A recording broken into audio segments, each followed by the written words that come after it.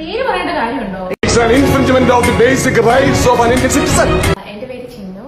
ഞാൻ Instagram through ആണ് ഈ ഒരു ക്ലിനിക്കിനെ കുറിച്ച് കേട്ടത്.